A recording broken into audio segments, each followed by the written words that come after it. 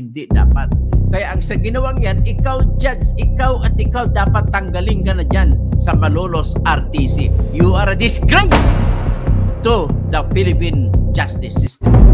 Ito ang Istorya Pinas.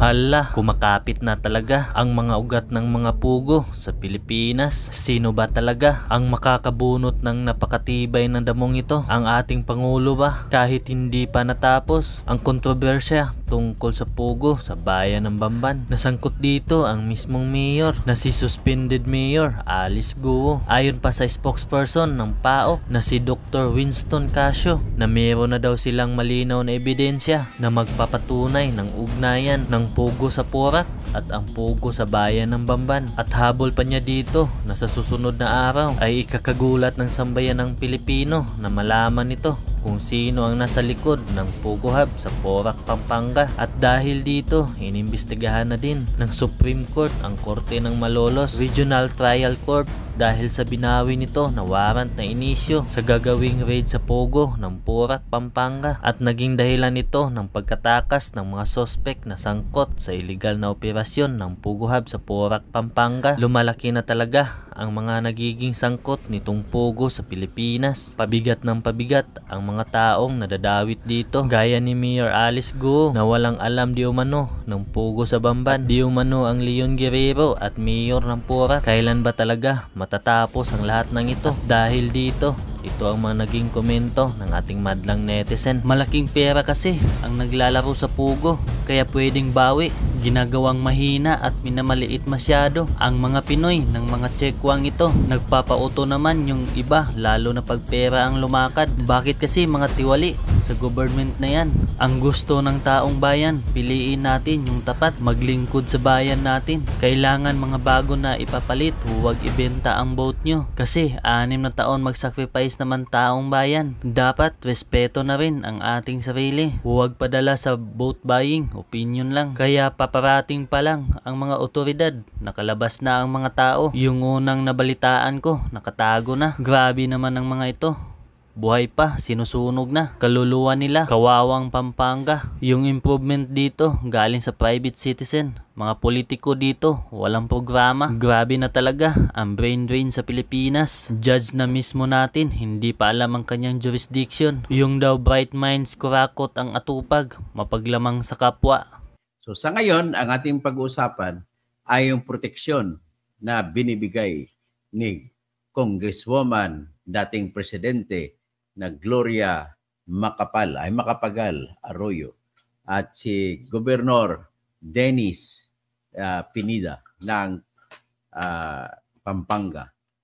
So ito ngayon po ang ating bibigyan ng diin at kung bakit hindi malansag-lansag itong pugo na kung saan ang pugo na ito ay ang katotohanan ng buhay ay ito ay nag-operate daw ng illegal at nakonfirma naman na illegal sapagkat may naabutan ang operatiba ng PAOK-TF na mga na-torture na mga biktima. Kung walang biktima doon na torture, ibig sabihin hindi illegal yon. Pero the fact that it has been established na may torture victims, ay sigurado tayo na may na illegal talaga yan. Ang next thing is, sigurado din tayo na may kinalaman itong Branch 14, Malolos RTC judge na nagpalabas ng search warrant at binawi din at nagsasabi pa siya sa PAOK-TF ayon kay Winston John Casio na spokesman ng PAOK-TF na pinangunguluhan ni dating General Gilbert Cruz na tinawagan daw sila ng korte na binabawi muna yung search warrant na binigay sa kanila. At tatawagin sila at magkakaroon daw muna ng hearing o pagdidinig patungkol sa search warrant. Pangatlo, hindi na daw nila natanggap na magkaroon ng hearing. Kaya ang ginawa nila ni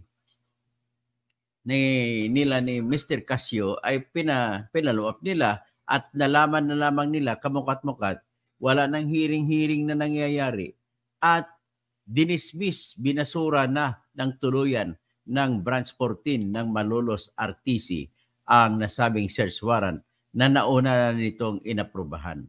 Ang katwiran daw ay wala siyang jurisdiction.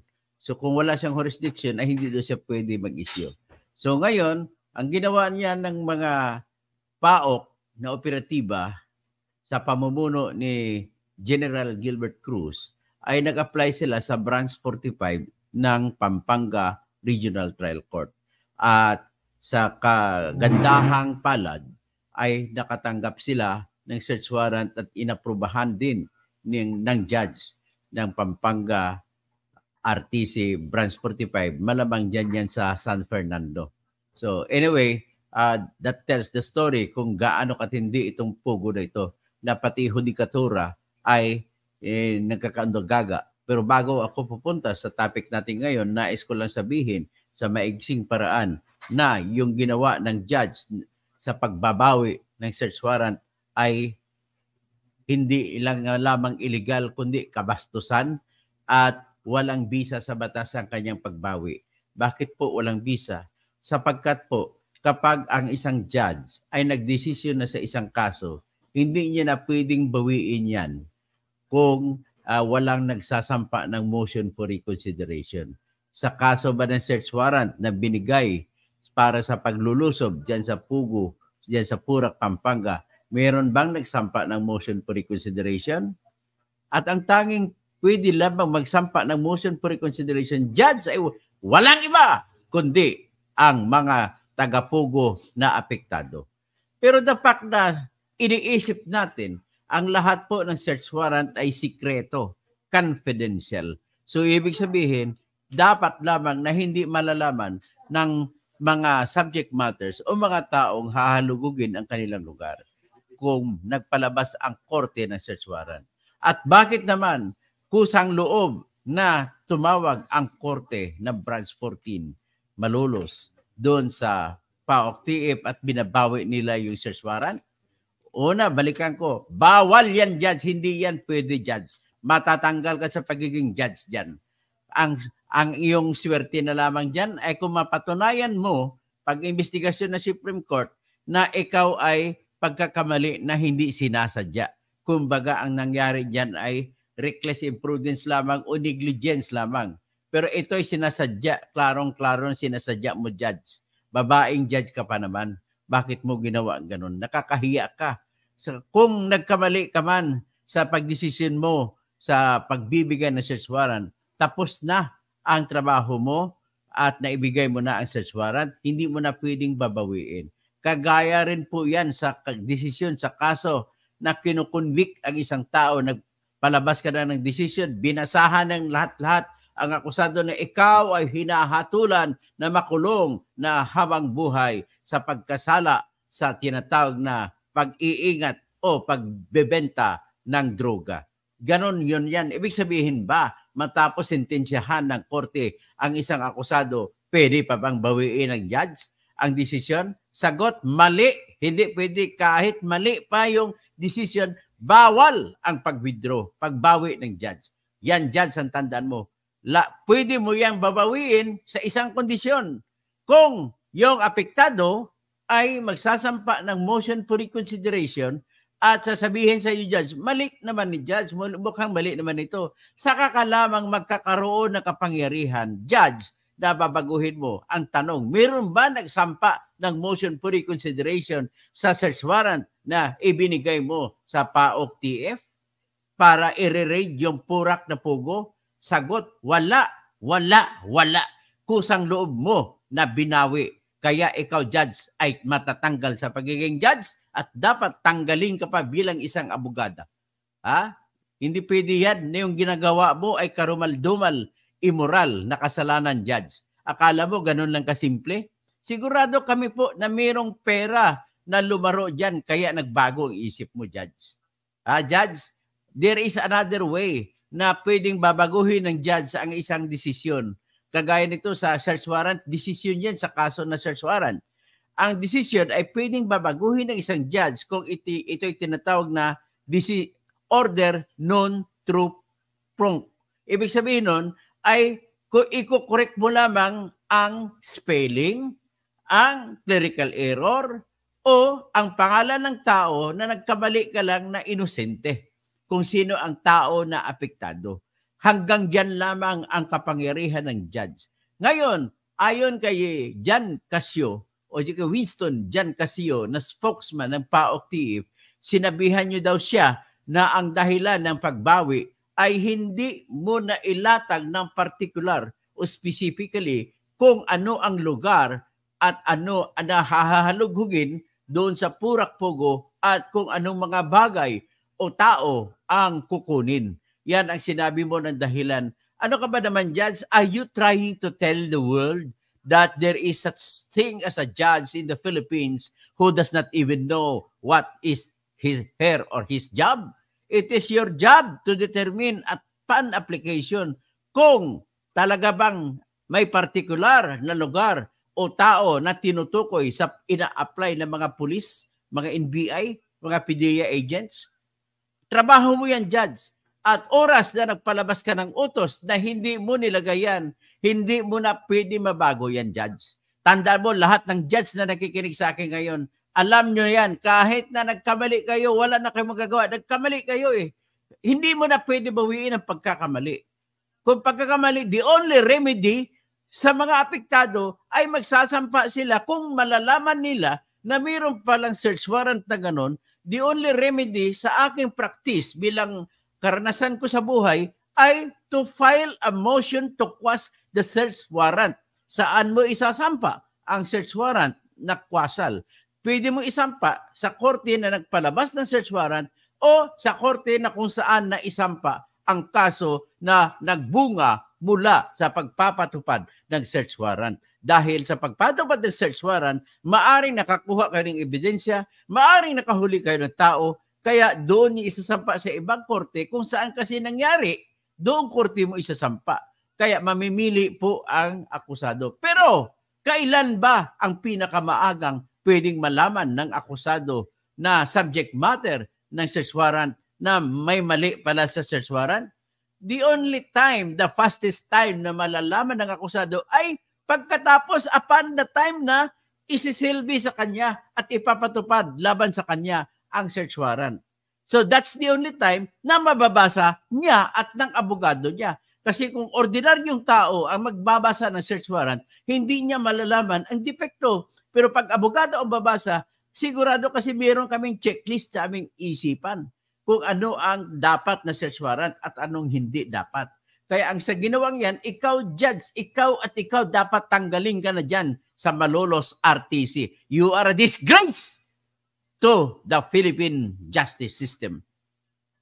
Kaya nga, dapat titingnan ng anggulo ng Supreme Court yung katotohanan na sinadya mo yung pagbawi ng search warrant. Pagkatapos mo binawi, ibabasura mo search warrant. Hindi mo malamang binigyan ng pagkakataon na may papatunayan nitong mga taga-PAOK TF at sinasabi mong dahilan ngayon ay wala ka palang kapangyarihan o lack of jurisdiction ka pala doon sa search warrant. In the first place, kung talagang lack of jurisdiction ka, bakit in the first place tinanggap mo? Sige nga, anong rason mo? Ano ibig sabihin nung unang pagtanggap mo, hindi mo nalaman? Ngayon mo lang nalaman? Eh di bobo ka na, judge. You're incompetent as a judge. Naku, bahala na kung ano, kakasuhan mo ako kung gusto mo kasuhan. Anong kasong gusto mo ikaso sa malaban sa akin, judge? I will fight you to the hell kung gusto mo. Ngayon, ganito naman. Nung iba niyan, ibig sabihin, sa judiciary mismo, may protection na nangyayari. Pagkatapos, na-discuss na natin, na-discover ko na isa sa may-ari sa mga lote na kung saan itinayo ang 10 hektarya na Pogo ay si Lito Lapid. Binigyan siya ng parte ng lupa, ng may-ari ng lupa na nakabili para sa Pogo Hub na yan. Kasama din yan si Jing Kapil o kapal mukha na mayor ng Purak, Pampanga. Si Jing Kapil ay dyan na po nakatira sa loob ng Purak, Pampanga, sa loob ng Pogo. Kasi meron diyang Park Hotel. Ang Park Hotel na yan ay didiscuss natin later on kasi wala tayong oras na kung paano inagaw sa totoong may-ari ang Park Hotel. Okay? So ngayon, ito naman si Gloria Macapagal Arroyo at saka si Dennis Pineda na gobernador ng Pampanga, Walang ibang ginagawa ito kundi magbigay ng proteksyon sa lahat ng mafia dyan sa loob ng Pampanga. Sakop pati hanggat sa Angeles City, sakop hanggang sa San Fernando City, Mabalacat City, lahat ng mga city sa loob ng Pampanga. Kaya ang kanilang kinikita dyan ay malaking malaki. Kaya nga ayaw ni Gloria na manahimik kahit na naging presidente na siya. Ayaw niya na manahimik na lang siya para naman lilimasin na lamang niya ang kanyang pera na nakulimbat mula nung siya naging Pangulo. Di ba? Kaysa yung, bakit niya? Kasi naghahangad pa na makakakuha ng marami. So kaya gusto niya maging congresswoman pa rin kasi marami nga dyan pagkakitaan maliban sa sugal ni Bong Pineda na tatay ni Dennis Pineda. Kasi si Bong Pineda, maliban sa weteng, meron pa siya ngayon tinatawag na illegal na isabong. Laki ng kinikita. Siya ang isa sa pinakamalaki na kakompetisyon ni Atong Ang sa illegal na isabong. Ang isabong naman ay sasabong ka sa online. Ngayon, pag matalo ka, ay magbabayad ka through GCash. Kung manalo ka, kakatanggap ka ng bayad mula through GCash o Paymaya o kung ano man ibang mga pay app na ginagamit. So sa ngayon, ang illegal na ang isabong pero mayroon pa rin nakakalusot at nagpapatakbo pa rin yung si Bong Pineda na tatay ni Dennis Pineda. So yan po ang problema. Ang bayan po ng Pampanga ay halimbawa lamang ng mga korupsyon. Kasi meron ding pangyayari na sobra pa nga sa ibang probinsya. Sa Tarlac meron din. Sa ibang lalawigan meron din. Sa Nueva Ecija meron din. Diyan sa Ilocos Norte, sa mismo sa lalawigan ni Bongbong Marcos meron din. Sa Ilocos Sur meron din kahit nandiyan na, kahit ganun katibay si Chavit Singson, kahit anak niya ata ang gobernador diyan, meron din nakakalusot yan. Pero pinapalusot yan ang alam ko. Kasi siyempre kailangan din nila ng boto. Ang mga taong ito kahit illegal man may bit-bit na boto. So kaya binibigyan nila ng protection. So kung talagang ayaw ni Gloria at ayaw ni Dennis Pineda na mga illegal yan at bakit nagpapatuloy? O ngayon, ano ba ang ating katwiran? Ano ang ating halimbawa na ang illegal, ang pugo dyan ay illegal? Yung mga huli pa lang ng pagpasok ng PAOK-TIIP kasi wala silang search warrant, pinasok pa rin nila kasi may sumisigaw na humihingi ng tulong. The fact na may humingi ng tulong na natagpuan nila sa loob ay nakabilanggo. So iyan po, nakabilanggo ilang araw na hindi nakakain.